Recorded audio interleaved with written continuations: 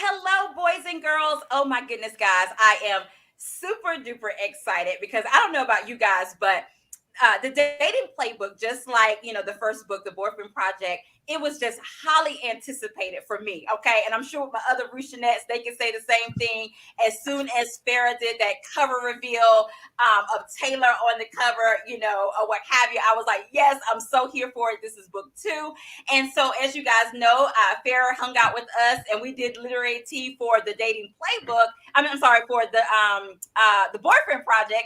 And so now we're here today to talk about the Dating Playbook. And guys, I got some Russianettes to come and help me out. I have Jennifer Copeland, I have Janet Caldwell, and of course the one and only Farrah Rochon. We're going to start with Jennifer. You guys know how we do it here for Angel's Literary Tea. We kind of tell you what literary shirt we're wearing. We tell you what we're drinking, all of that good stuff. So Jennifer, I'm going to start with you.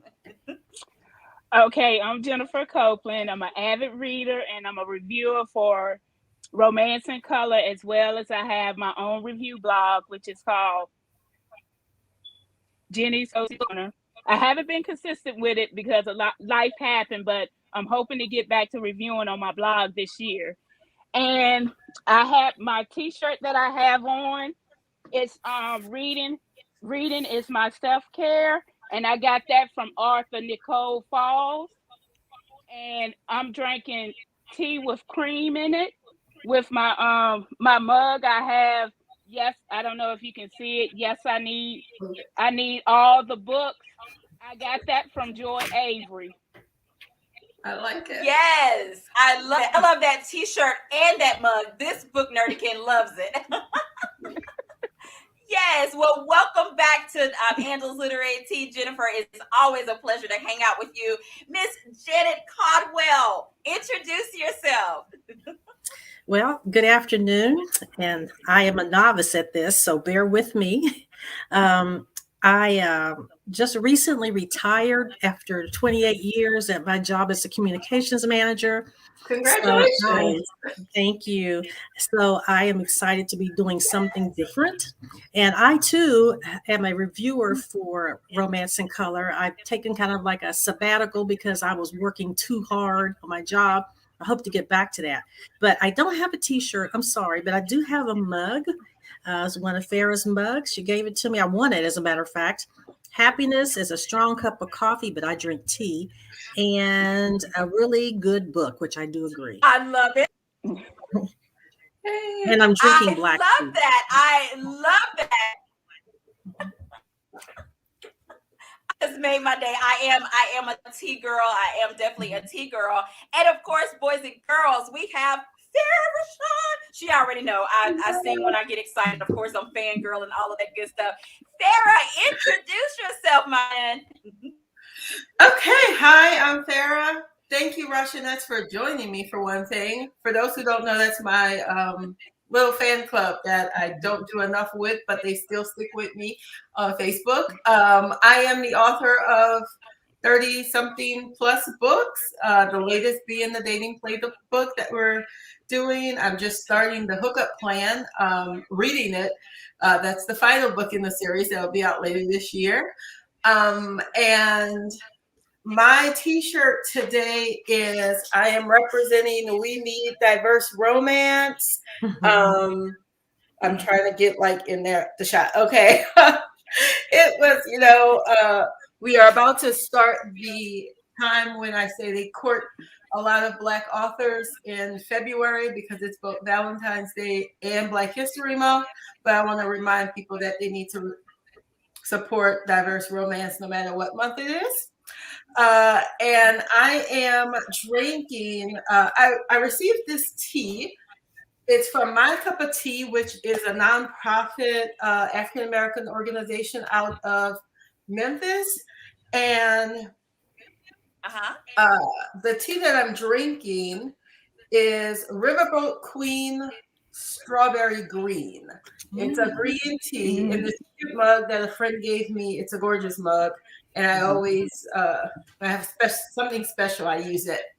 So I'm doing green tea this afternoon. I'm usually a coffee drinker, but I also love tea. Love it.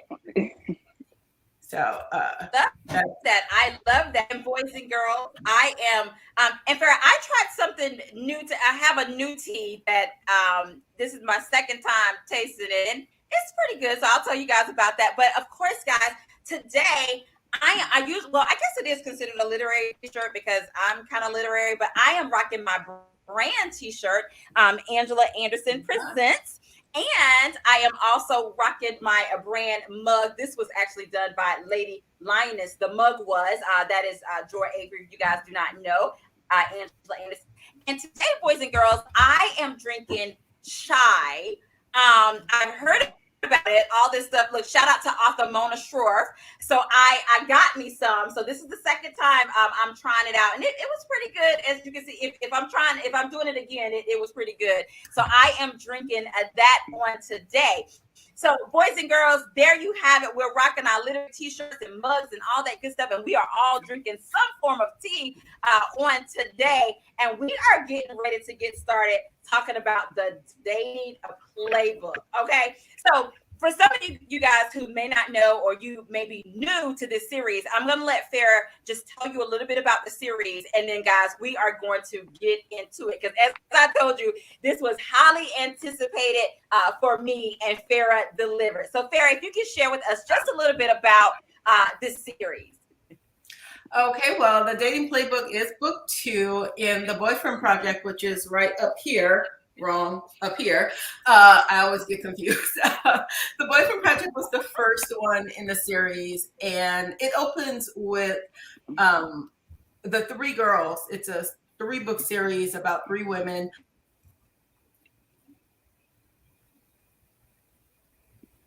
Thank you, froze. I think Farrah froze a little bit on us. Let's see. Let's see if she can. Let me take her. I lost everyone out and put it back. Okay, hold on. Whoop. I'm back. Am I back for everyone else? Yeah. Farrah, you there? Yeah. Okay, and we can hear you. Because everyone left, and I was hearing just myself. Am I freezing up? Okay, you're back okay now. Am I freezing on you all a lot? Because I can try. No, you were. I can try doing it on my phone. It might be I'm out in the country, so it might be my Wi-Fi. But okay, we can try it again if you want to. Like I said, you're back now. We can hear you. You had froze a moment ago. You're back now. Well, if I'll try, and if that happens again, I'll do it through my phone because it might be better. Okay. So I was talking about the Boyfriend Project, right? Yes. And okay. You told us opens up, and then you froze. Okay. And everybody else is freezing, so I kind of want to try to go through my phone instead. That's fine. You want to try to your phone and come back? Yeah. Okay. So Farrah is changing devices. If you guys can put in the comment section if there is a question that you have for Farrah in reference to the Boyfriend. I'm sorry, not the Boyfriend Project. The Dating Playbook. If you will put that in the comment section, you guys know how we like to do it. We like to include you guys as well. Or if you have a character that you want us to start talking about, put that in the comment section as well. And there is Farrah. And voila, she's back. Okay, you all can see me and hear me. Yes. We can see you. Okay. Unfortunately, you are very quiet for me. Uh-oh.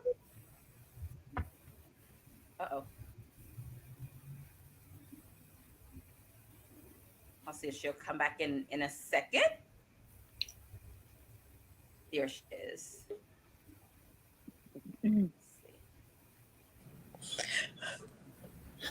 That was me. I'm sorry. Okay, Farrah. That's okay. I'm gonna switch. Let's see. It's very low, so I can't hear everyone too well. And if I put it too close to me, all you're going to see is my eyeball. But I can hear myself, and I see you all. Okay, So we can try to roll we like can this. hear you. Yeah, Okay, we can good. hear you. Okay. So I'll try. I was trying to. I don't know how to use my phone. I'm old. So that's why I fell out of it because I pressed leave instead of up. Sorry. Anyway, Okay. talking about the boyfriend project again. The three women meet because they find out that they're all being catfished by the same guy. Long story short, read the first book. That's what I'll say. But they all decide to get together and work on themselves because they realized that they all had kind of put some dreams on the side in order to pursue a relationship. But of course, for each of them, the relationship kind of comes anyway. So the first book was Samaya Brooks, and Taylor is the second one. And if I could give just a little piece of what her story is, she is the youngest of the group. She is trying to start her or get her Instagram workout, fitness business on track. And she's come up against some snags and realizes that it's not as easy to become Instagram famous as she thought. So that's kind of like the start of it.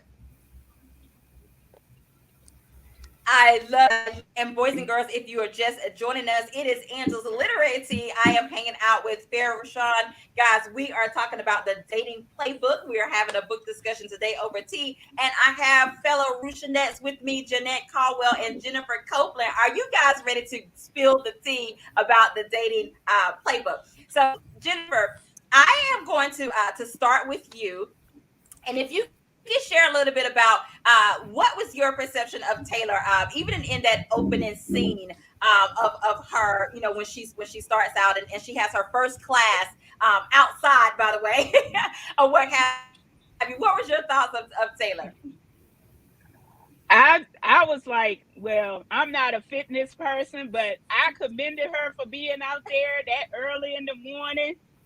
And I got through reading, going through the book, I started to feel for her because of how she felt her family.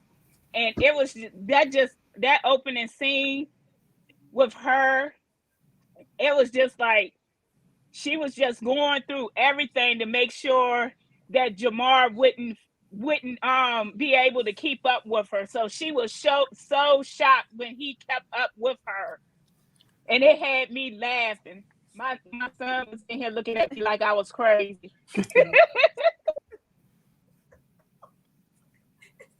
And it was almost like, I guess she caught him, out the side of her eyes. She was like, okay, he is really keeping it up. And it was almost like for her, she was like, okay, I'm the instructor, so I got to show my stuff. But I thought that was pretty cool too, that she was, she gave him the business or what have you. But then it was almost like for her, like, okay, that's like, because of course she's a fitness instructor, but she was like, okay, whew, I'm about to tie my own to give him the business or what have you. Janet, what was your thoughts? Well, I really enjoyed the series so far. I like the camaraderie with the female characters, how the catfishing is what brought them together, and they're destined now to improve themselves, pursue their own personal dream. But of course, we all know that eventually they're going to find that right person. But I really like Taylor because I think, okay, Samaya is your IT whiz. Okay, who can touch that? And then you've got London, who is a pediatric surgeon. I mean, who can complain about her? Right. And then you got Taylor. She's more like your everyday person, a person more that I can identify with. Your everyday person. She's who hasn't had money problems when they were young, who is in between jobs, who's fallen for the wrong guy. So there's so many boxes that she checked for me that I could relate to her. And so she won my heart because I like, she's spunky. I used to, before I had knee surgery, I used to try to exercise as much as I could, which I need to get back into now. But I really admire the fact that she was about fitness, and it really inspired me to think about, I need to get back into to my body, and being more fit. But so I like Taylor the best so far. So I'm really anxious to see how London's going to impress me. That's Absolutely, lots of pressure. absolutely. And I one of hope the it does. things, well, look, Farrah, you done set the bar high with that cover. Great. We are in anticipation, okay? That cover is gorgeous, and I love all of the colors. I mean, of the covers. Your cover designer, they've done an amazing job with all three books in the series as well. And Farrah, I wanted to talk a little bit about, and of course, Jennifer and Janet, you can jump in here as well. I want to talk about the mentality of Taylor, because she had a lot going on, but as you read the book, you were able to kind of pull back the layers of why she kind of functioned and maneuvered the way that she did. And so I kind of like Janet and Jennifer, she did start to pull at your heartstring, but there were so many things that was so real and raw about her. It was almost like she's that friend, like she's that ride or die, if she's with you, she's with you, or what have you. And so for her, that vulnerability, for her, sometimes it was hard for her to kind of let other people see that. Like, when she was having the money issues, but yet they would go to the restaurant, but she's like, in her mind, she's kind of like counting her coins, like, okay, if I get this, I can get that, or what have you. The same thing, that's how she got to that fitness class. So she was like, okay, if I can get a couple of people to pay $10, I won't have Roman noodles. As college students, we know a little bit about the Roman noodles. I don't have to eat that for the rest of the week. Those types of things. Did you know that was going to be a little bit of her story? Yeah. When I came up with her character, I knew that I wanted to have someone who was a little different than what you normally see in a romance, because most of them are, they're not struggling. You don't see the struggle, even though so many people can relate. It's probably the top feedback that I've gotten for this book, because so many people said, yeah, life it's not always just that you can't find a significant other. There's all, that's what you tend to see in romances. That's the biggest thing for them. Well, for Taylor, that was just one part. Finding a guy was like, when it came down to, her list of things she needed to get together, that was probably number 5. She had so many other things that were just off kilter in her life. And I kind of wanted to play that up a bit, especially with her coming from such a high achieving family, and then falling in with these two women who are kind of just like her family. They both had it together. And she does have, I don't want to give too much away for people who haven't read it, but she has reasons why she struggled in school and things, like that, she just thought she didn't like school, and, it wasn't her thing, but you find out that she had issues that she was struggling with.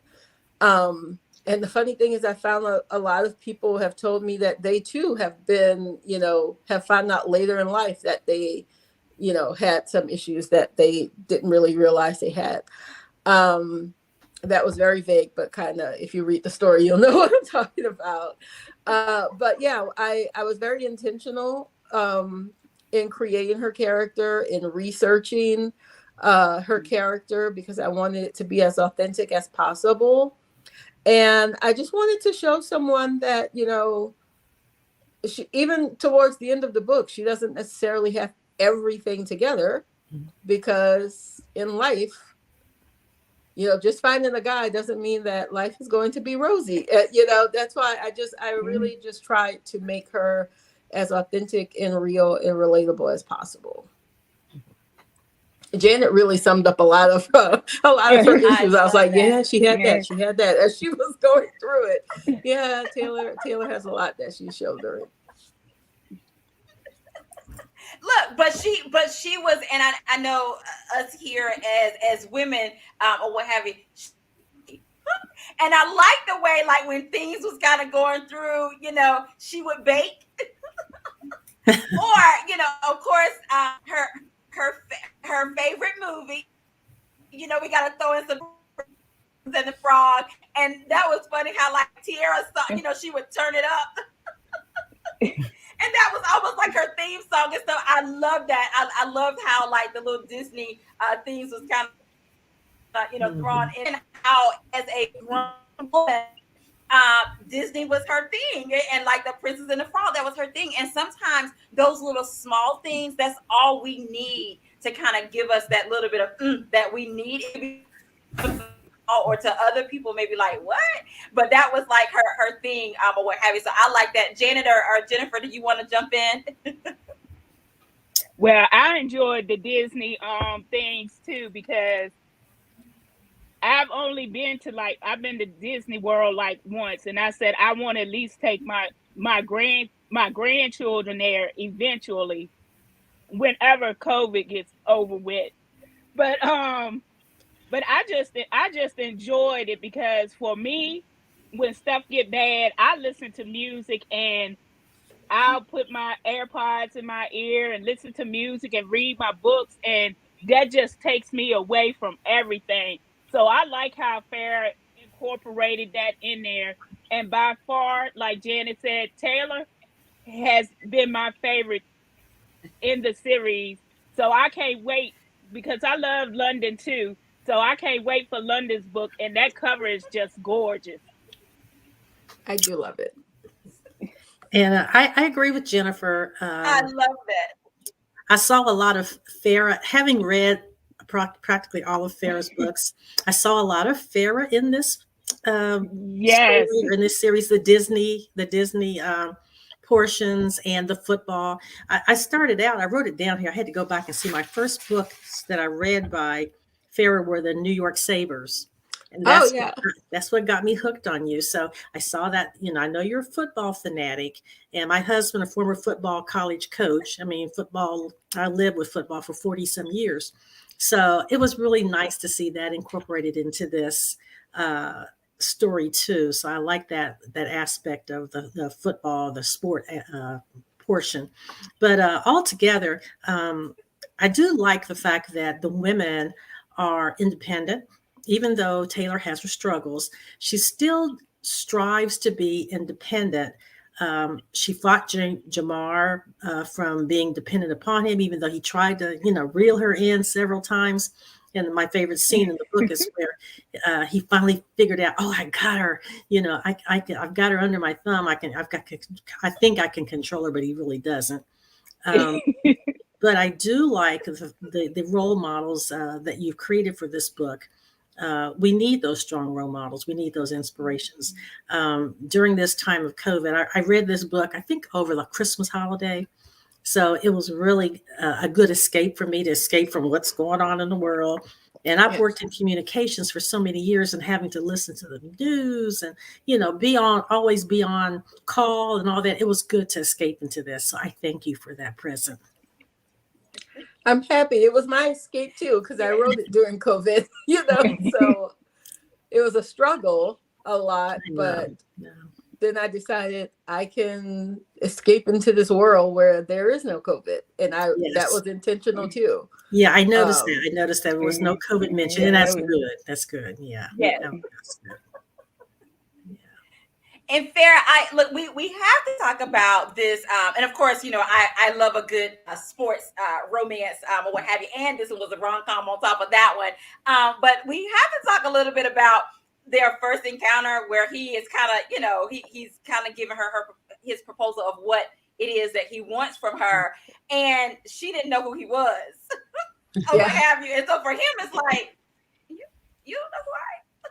And so, of course, behind the scenes, she go and Google him. She's like, oh, okay. It's like, oh, this is who, I really like that. Or what, because a lot of famous people, but yeah, being able to meet someone that she was like, "Oh, who are you?" And Jamar he's probably one of my favorite heroes because he really is very humble, but if you are, Janice said her husband coached college, which I think is awesome. I love college football. But if you've ever been to a college town, and I lived in Austin for several years. I also live very close to Baton Rouge, which is a college town. The players are like gods walking the streets. They are everything. So even in his humble way, he was like, "How are you in Austin and don't know who I am? I was a star running back for the Longhorns, So he's just he's used to people coming up to him. He's used to, people giving him the hook 'em horn sign when he walks down the street. So yeah, it was somewhat humbling for him. And also just to know that, yeah, she's not in the football like that, dude. Sorry. She's not going to know you. No. It was so fun to play with that dynamic though. Because being a football person and probably knowing people, I would probably know some of the players if I see them walking down the street. So playing around with that was pretty fun. I love that. And I know, and Jennifer and Janet, you guys can jump in anytime too. I also like the chemistry between the two of them. The little, first, of course, with Taylor, like, okay, I cannot be mixing business with pleasure. And of course, if you've read the book, there's a reason why she don't. It was like a been there, done that, got the t-shirt, learned from that. We're not going down that road or what have you. But them trying to do the cat and mouse, of like they want. And then you throw in a pretend boyfriend. It was like, okay, and for me, when they kissed, I was like, it's over. I was like, it's over for both of them. They can try as much as they want, but it was almost like, okay, we gotta show this affection, when we're in public to make it seem real. And in my mind, I'm like, okay, how much of that good kissing y'all gonna be able to do before y'all like, okay. But that first kiss, I was like, okay, they both was like, ooh, okay, because even before then, they could kind of feel the sparks and the fire kind of between the two. But for me, I was like, oh yeah, that still, it was like, okay, let's see how they try to avoid this fake relationship being otherwise. Janet or Jennifer? Well, for me, at that point, I was like, Taylor was fighting hard because she didn't want to give in, and she knew she was attracted to him. And when she was telling Taylor and Samara about it, they was like telling her to go for it, but she had her reasons as why she wouldn't go for it. She didn't want to mix business with pleasure. But I was like you, Angela, when they first kissed, I was like, it was over with then. It was no way they wasn't going to be able to not take it any further. Well, I take it back even further. I think it was over when he showed up at her exercise session. I mean, I saw sparks there. I mean, she was impressed with his endurance. Yes. She was impressed with his endurance, and she's, this guy here, he can keep up with me. And then he was impressed with her because, I mean, not a lot of females could keep up with him. So I think that was their first indication that this is going to turn out a little bit different. And also, I liked the witty banter between the two of them. I think Farrah is a master of comedy, the rom-com. And too, like Jennifer said, I would be reading and I'd start laughing, and my husband would look at me like, oh, she's reading another one of those books. But I chuckled out loud, and if I chuckle out loud, that's an indication that this is a good book. So I did that quite a bit throughout this. Yes. I liked the banter between the two. It was really funny. It was good. I mean, I thought it was really good, and I really enjoyed their relationship. It's funny that you look, they're in the audience. They're saying the same thing. Yeah. I just think it's funny you mentioned the first kiss, because the first kiss was so very brief. As I was looking for a scene to read, I thought maybe I'll read the first kiss, and it goes by very quickly. I didn't even remember how quickly the very first, because it was supposed to be a fake kiss. You know, they were fake dating, but I think it's the buildup. It really is a slow burn romance. But I think that the sexual tension and buildup is what I love most about this. You know, and each of them trying to fight. Although Taylor fought her feelings a lot longer than Jamar did. I think he was like, okay, we need to stop pretending a lot quicker than she was. But, right, you know. Yeah. And look, okay, now Farrah, Janet, and Jennifer, before we go to the readings, okay, there are two things that we have to talk about. First of all, Farrah, these dates, whenever Taylor picked the dates, it was like, so the dates were hilarious, like the places that they went. He was like, really? We going here on a date? Those cracked me up, especially when they went to what was like that game that they went to go, the escape room, and they had to find the yes, oh my goodness, the different games that they had to play. That was hilarious to me. And the one that like tripped me out, okay, I said, okay, first of all, he's so there because homegirl took him out camping, you know, outside. Because he was like testing out, because you know this was something she was gonna do. And I was like, I said, oh, he gone. I said, if he don't agree, but the part that was funny to me is when, you know, they had to sleep in the one sleeping bag, and she was like, it's not gonna happen. Okay, don't even try. But he was like, we do need to do this to stay warm. You know, we need to be in the same. But that was like hilarious to me too. But Farrah, where did you come up with those dates? I was cracking up every time she selected a date. I was like, you know, it was really fun to write the escape room part, because I would never do one of those things. I'm too claustrophobic. But just as I was researching it, I was just trying to find fun things around Austin and just things that would just make for a good scene. And when I ran across escape room, I thought, okay, this sounds like a Taylor type thing. It just went with her personality. You know, she would not go for the romantic thing. She would go with them being locked in a room and having to think their way out of it. It was just fun. It was fun to write. So yeah, in the camping thing, that was her. You know, she was because she was trying to do it for Samaya's app, right? So yeah, dragging him out to you know, do something to help her business is just, that's her.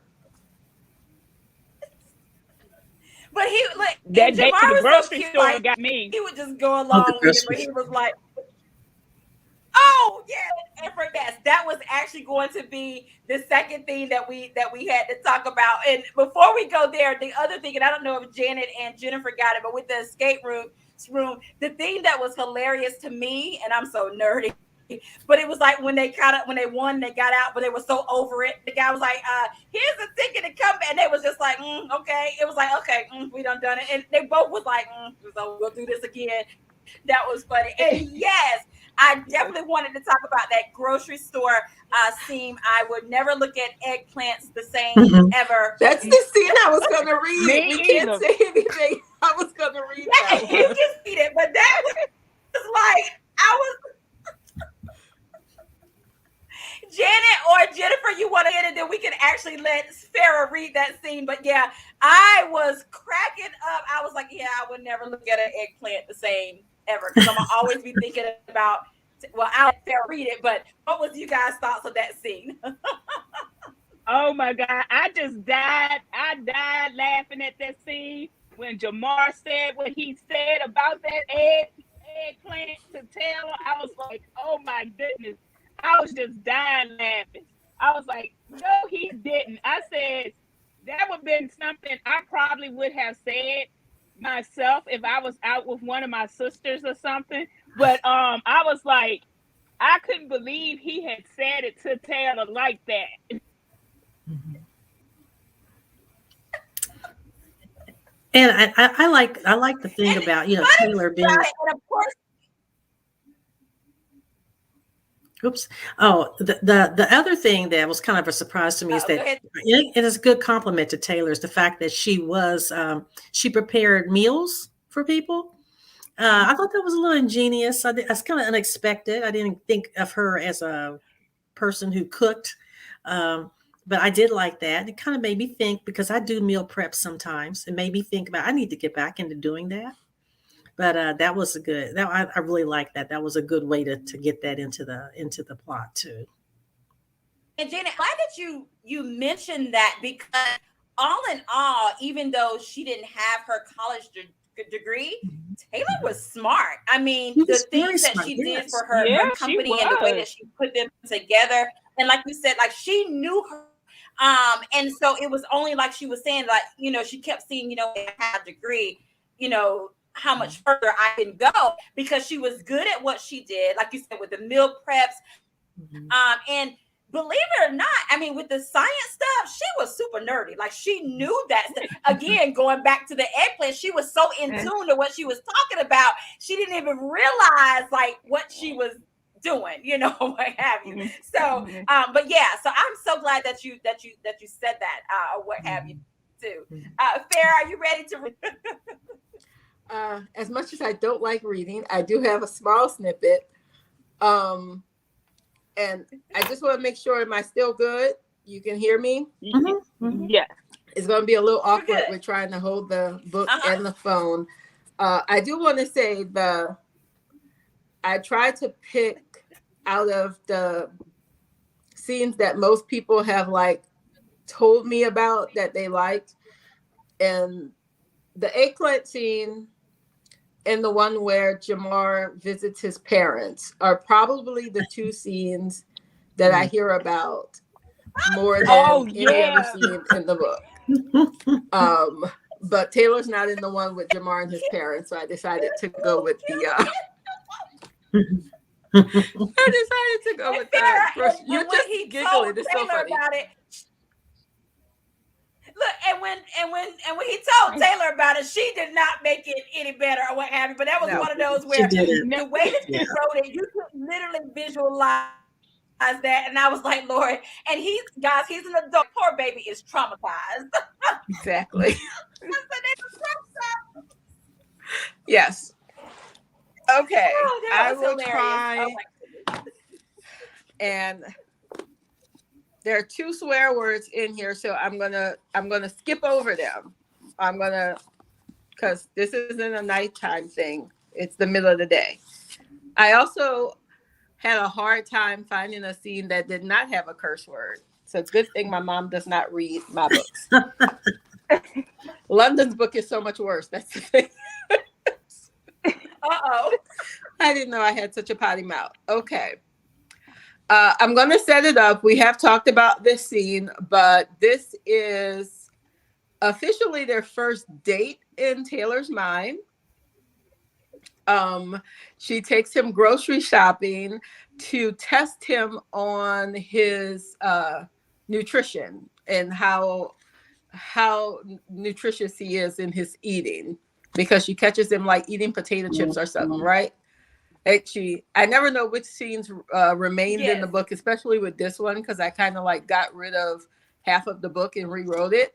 But I think she catches him eating potato chips, and then she's like, if you are going to get fit, you got to do better. So I only have a small portion of it because I don't like to read my work, but I'm going to do it because I love Angela.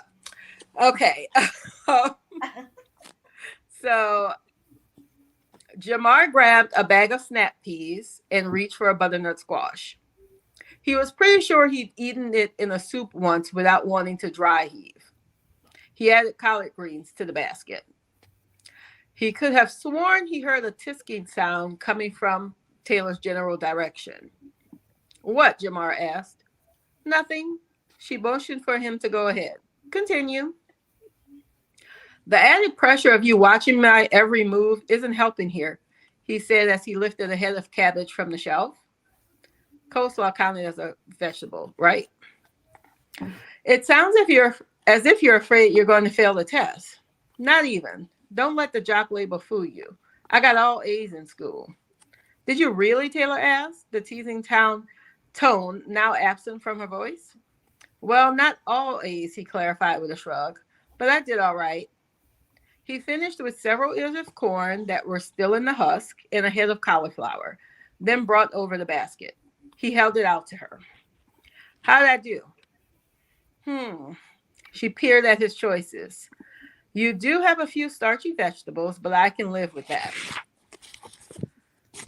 The problem I see here is that when you cook those collard greens, you're going to want to load them up with stuff like ham hocks. Am I right? Is there any other way to eat them? She shook her head. You have so much to learn. Come on, let me show you how this is done. I have a recipe for a healthy stir fry that I guarantee you will love. Jamar grimaced as she filled the basket with carrots, broccoli, asparagus, and other shit he hated. She picked up a slim purple eggplant. This is a Chinese eggplant. It's sweeter and less bitter than your typical American version, she said, dragging her fingers down the length of the vegetable. Was she serious? Also, the skin is thinner, so there's no need to peel it. She wrapped her fist around the eggplant. Are you effing with me? Jamar asked, too keyed up to police his language. I policed his language. Her brows dipped with her frown. No, you can look it up. This thin skin makes it easier to cook with. I'm not talking about the cooking. I'm talking about you giving that eggplant a hand job in the middle of Whole Foods. He rubbed the back of his neck. Shit, Taylor, I'm trying to be respectful here, but come on. She gaped at him in almost comical bewilderment, her eyes growing wide as her lips soundlessly parted. He curses again in his head. I'm not going to say it. He hadn't meant to say that out loud. Jamar affected a nonchalant shrug in an attempt to camouflage the awkwardness that suddenly hung over them like a thundercloud. I'm not the biggest fan of vegetables, he said, but when I see one being molested like that, I have to call it out. A laugh shot from her mouth. She quickly pressed her lips together, but her shoulders still shook. I'm sorry, she said. That was not my intention at all. I love vegetables. I would never knowingly violate them. If you say so, he returned. He flashed her a sly grin to make sure she knew he was joking. He was beyond relieved that he'd managed to diffuse the weird tension he'd caused. So, am I done picking out vegetables? He asked. She nodded. Yeah, I think we're good here. Time to move to another section. She tucked the basket's handle in the crook of her elbow and gestured with her head for him to follow her. She looked back over her shoulder. You get a B- on vegetables. Now let's see how well you handle your meat. Jamar dropped his chin to his chest. She was going to kill him. I can't believe I wrote that. I was the whole time I'm like, could I have read that if my mom and dad were like, the meat line was too over the top, but that's okay. It works, Farrah. It works. I mean, they're even in the comment section. They are cracking up. I tell you, that scene was just too funny for her. As you guys can see, like I said before, she was so in tune to what she was talking about, and what have you. That she, even when he said it the first time, she was like, "What? I love vegetables, what have you." But yeah, it's hilarious to me. It was fun. Look, and it was Tiffany fun to Jones write, said that honest. is so. She said so me. Tiffany Jones said so me.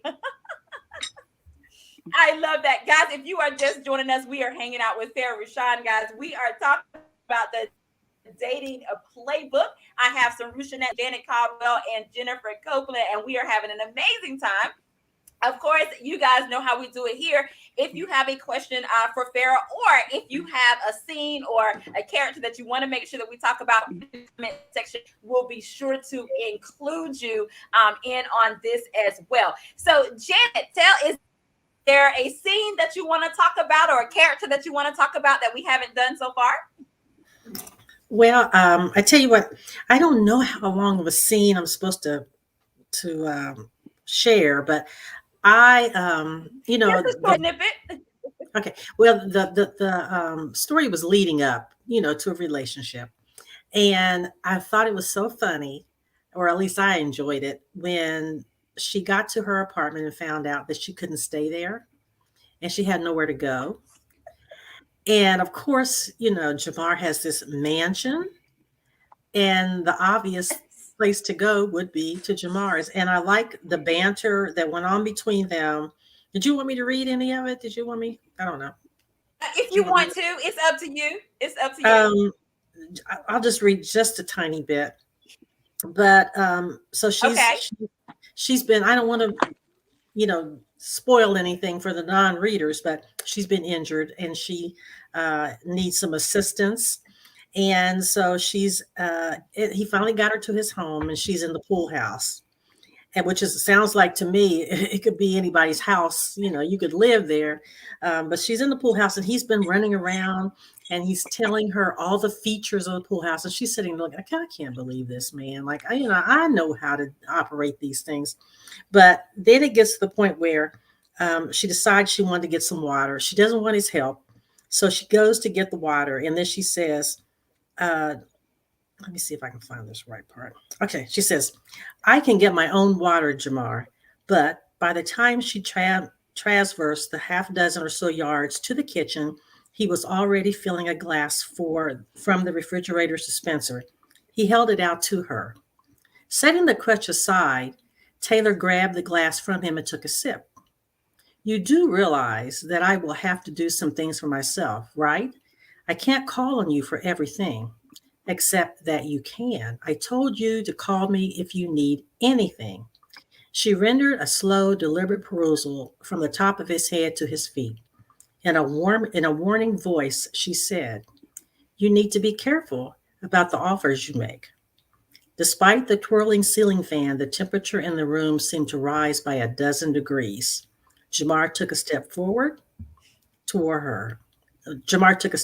her, a spark of heat flashing in his eyes. When I say anything, I mean anything. And there was no mistaking the meaning behind his words. So, and you know what happens probably after that. But I was like, yes, finally.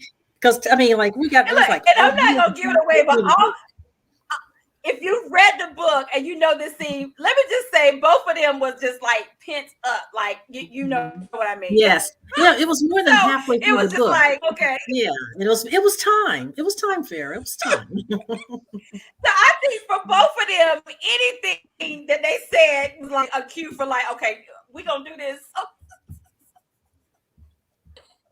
Because it was one of those, proximity. Yeah, it's slow burn. I know it was like really long. I make up for it in London's book.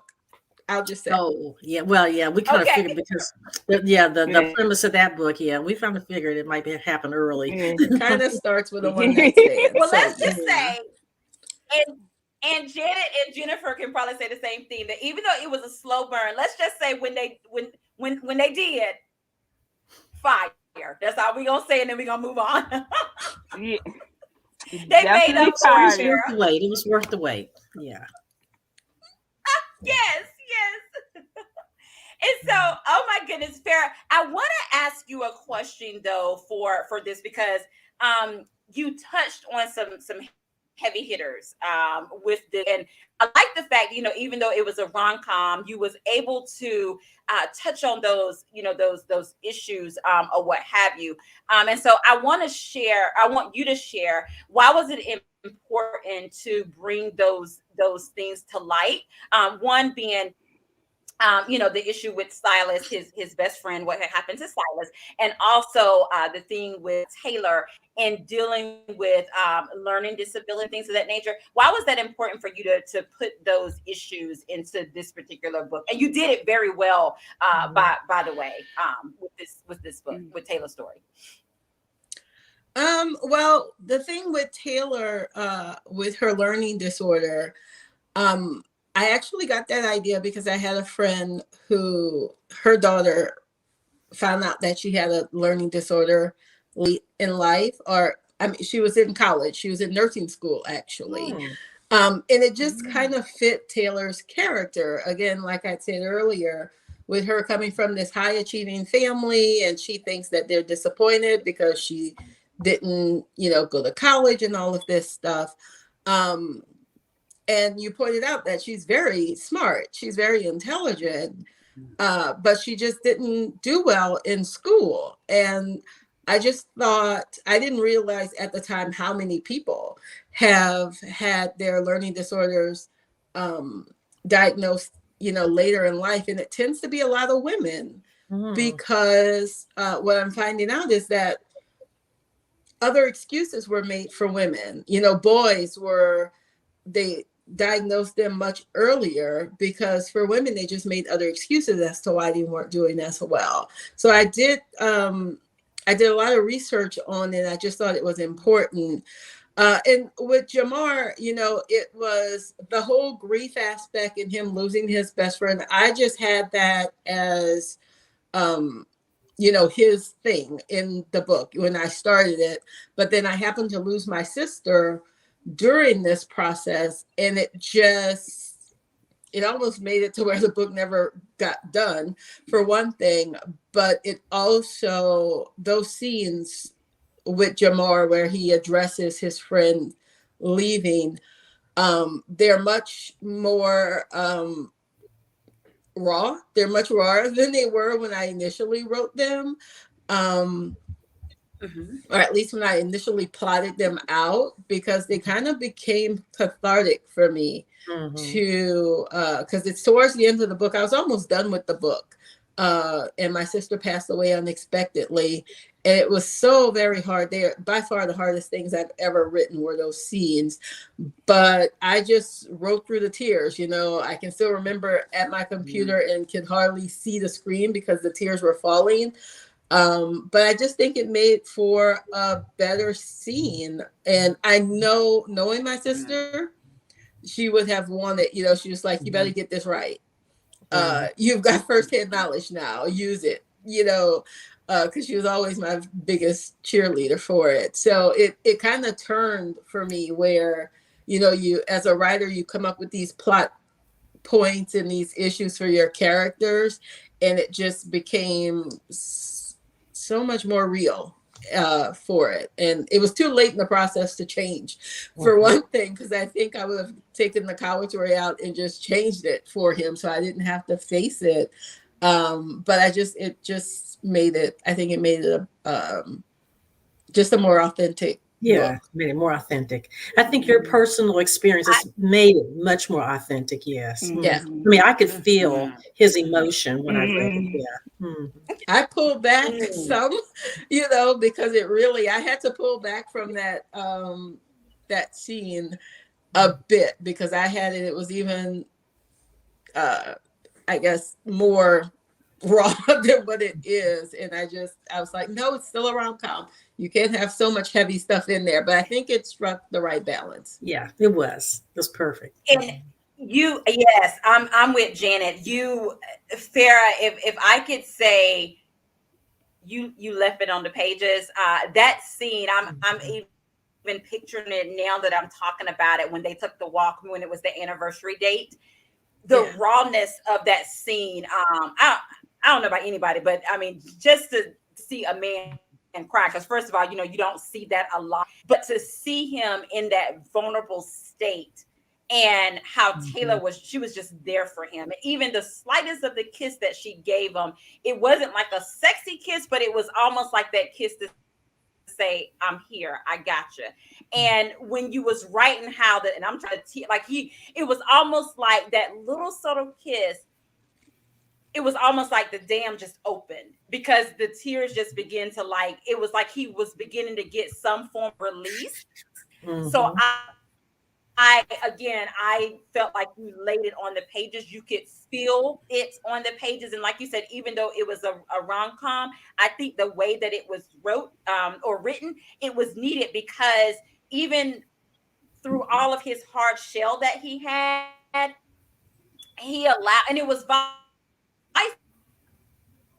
And the same thing with her, like she had this hard outer shell, but she allowed Jamar into her inner being. And so in a relationship, when people can get to that spot, that's a special spot. And then for the both of them, they also was coming to the realization that they was falling for one another. But that is actually, even though it's a heavy, that is actually one of my favorite scenes for the two of them as well. Because it was like, and even I won't give it away because there was something that had happened like the night before. But even, outside of that, they patched that up. But that at that moment when he needed her, and even it wasn't even on her part, it wasn't even a lot of words spoken. And sometimes when another person is grieving or what have you, sometimes they may not need all the words, but they need your presence. So Yeah. I just wanted to let you know that you nailed it for me. I can't speak for other readers, but I know that you nailed it for me.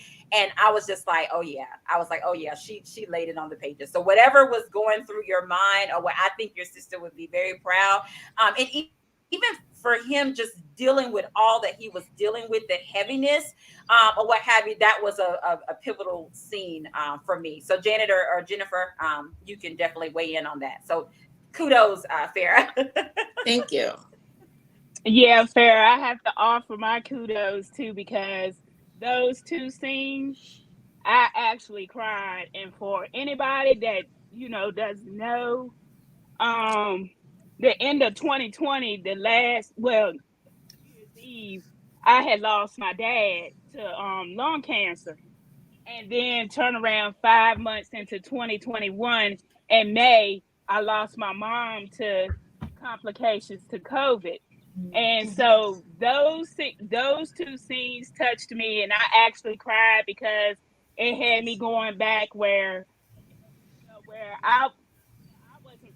We couldn't go to the hospital and see my mom while she was in there fighting, but we did get to FaceTime her and stuff, to talk to her and whatnot. She was sedated and stuff, but for that scene, those two scenes, put, you just laid it all down and laid it bare. And it just, had me going back thinking that, all that I went through and that I'm still going through. I'm still not okay. And, Yeah. reading is a way, to heal, for me to heal and stuff, because my mom was one of my biggest cheerleaders and whatnot. And so for me to read those two scenes, I just have to give it to you. You just nailed it. You just nailed the emotions. You just nailed Taylor being there for Jamar. You just laid it there when Silas's sister said she forgave him, and it was just so much. And I commend. Thank you. I love it. So guys, if you are joining us, we are talking about the Dating Playbook. And it is don't let us, fool you. It is a rom-com. I'm telling you, you'll get your laugh Yeah. on what Farrah she brings it. But I did want to mention those particular scenes and to find out why it was important for Farrah to share that light in this, and also to share Taylor's story. And one thing I want to ask you, Farrah, what was you enjoyed writing about Taylor? Like and I know each character have like their own characteristics or what have you, but what was it about Taylor that you enjoyed? When I went into the series, she was the one that I probably felt the most disconnected from, simply because she's so much younger than me. She's a fitness guru. I am not. There's, I didn't connect with her like I did the other two. But as I was as I was writing her book, I realized that we actually did have a lot more in common, because Taylor's, the way she built her business, it's kind of like my writing career. I saw so many, the struggles that she had. I realized that, yeah, I've been through this too, as I've built a writing career. And of course the Disney part, putting that in.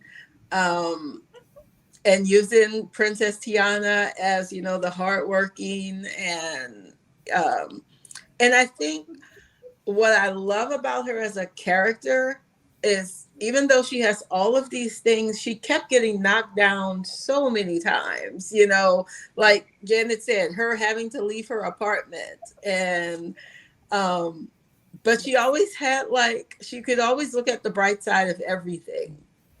She could always find, you know, Yes, yeah, exactly. she just Yeah. continued to find the bright side. So it she turned out I'm to glad that you be said that because it's always like Mhm. he would have some kind of saying or something like, "Okay, girl, we got this. Let's go." You know what have you? yeah, I liked her comeback. Yeah, she was just yeah. She would always look at the positive side that even it may be whatever. This is how we're gonna do. And she always would come up with a plan. I mean, sometimes she had to come up yeah, with a plan B, C, D, E, and F, but she would always come up with a plan to help get herself and that was one of the things that I enjoyed was her fight. yeah. She grew on me so much uh as I was writing the book. And yeah, she's still London is still my favorite of the three. But I do love Taylor so much more. I just feel a lot more connected with her. As I was writing. It really will be hard to say goodbye to these three characters. They truly have just been so much fun to write. I Yeah, love that. Oh my I goodness. agree. Like I said earlier, I said Taylor reminded me so much of like her financial struggles. I mean, I remember being in college, working a couple jobs and trying to survive. And that one scene where she was using her credit card and she wasn't sure if she had enough, on the credit card, and how was she going to pay? I mean, who hasn't done that when they were in their Yeah. 20s? Uh, I just said, oh, I remember those days. And I preach to my daughter now because I don't want her to have to go through that mess. Hmm. But yeah, I mean, it was just so easy to relate to her in my younger years, many, many years ago. But I could see a lot, her struggle and the fact that she was able to overcome it. And she, like you said, she didn't give up. She was a fighter, and she's still fighting in the end. She's not going to give up, and she's independent. That one song about being an independent woman, that was her. Yeah. Yeah, she's independent to her death. She's independent. Yeah. I love it. And guys, God, the time goes by so fast. It has been amazing hanging out with my other Rushinettes, Janet and Jennifer. It's been amazing, guys. Thank you so much for hanging out with us for Angela's Thank Literary you. Tea. Of course, we're gonna go around. I'm gonna let Janet and Jennifer tell you how you can stay connected with them. Of course, Farrah will take it with them. And guys, of course, the Dating Playbook, it is still available. It is available where books are sold. If you haven't had the opportunity to read it, it's available in ebook. It's available in print copy. Farrah, is it available in audiobook? I don't want to Yes. miss. It's available in audiobook as well. So whatever suits your fancy of how you like to read or listen to your books, it is available. Of course, the Boyfriend Project is available as well. And Farrah, she dropped some tea earlier this week or a couple of weeks ago. We saw the amazing cover of London's Story as well. So Jennifer, I'll start with you. If you can tell us how we can stay connected with you. Well, you can stay connected with me on my personal Facebook page, my blog page, Jenny Cozy's Book Corner. It's also the same for my for Instagram and for Twitter, but I'm not on Twitter as much. I mostly do Facebook and Instagram. But that's me. If you are my friend on Facebook, you basically can contact me either way. I love it. I love it. And Janet, how can they stay connected with you as well? Well, right now, I manage social media for so many years for our agency. I don't have anything for myself, but I do have my Facebook page, which is Janet Caldwell. So you can message me through there, and I'm going to be working on some more things for myself in the near future now that I have time.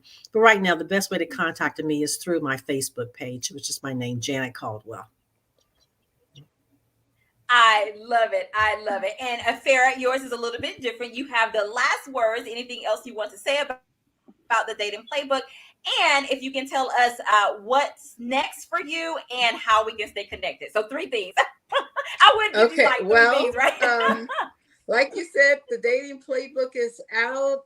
It's even still in some Targets around, and you can get copies. I have my local independent bookstores here in New Orleans that have signed copies.